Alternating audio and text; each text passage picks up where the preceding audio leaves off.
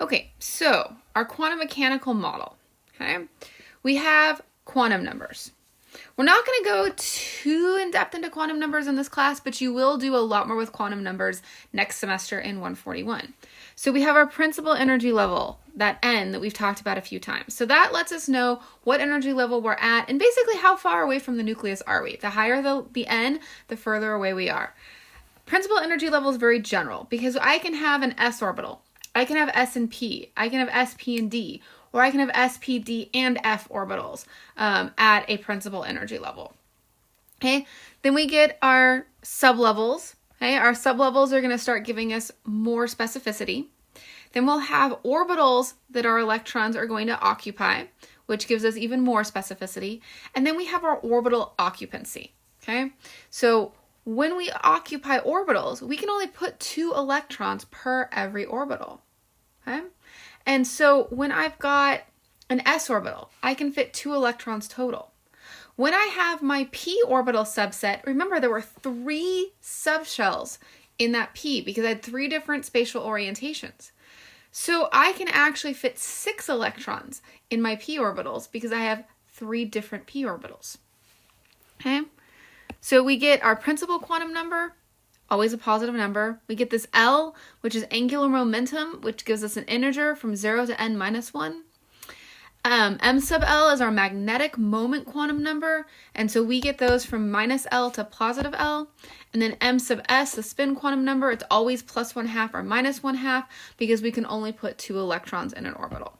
Okay. Again, we're not going to do a whole lot with the quantum numbers in this class, but you will be doing a lot more with them in 141.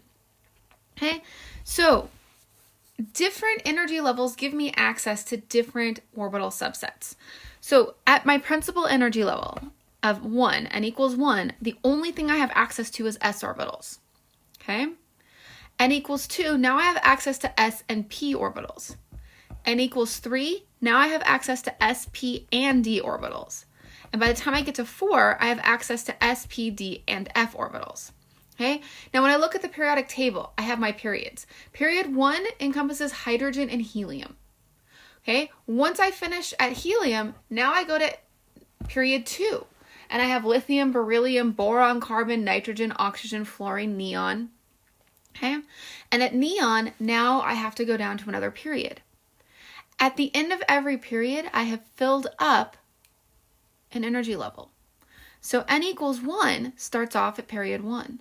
N equals 2 is period 2. N equals 3 is period 3, so on and so forth. Okay, when I put electrons into orbitals, again, I can only put 2 electrons in each orbital. Okay, and they have to be opposite spins. So we relate this by showing us an up arrow and a down arrow.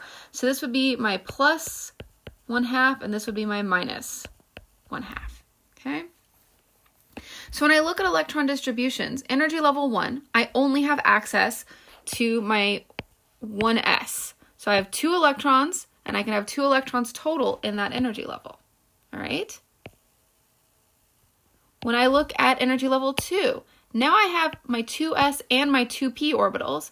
My 2s will fit 2 electrons. My 2p will fit 6, so I can fit a total of 8 electrons there. Okay? When I go to energy level 3, now I have 3s, 3p, and 3d orbitals accessible. So I can fit 2, 6, and 10 electrons for a total of 18 electrons. Okay, and then when I get to energy level 4, I have s, p, d, and f available. So s fits 2, p fits 6, d fits 10, because again, there were 5 different orientations.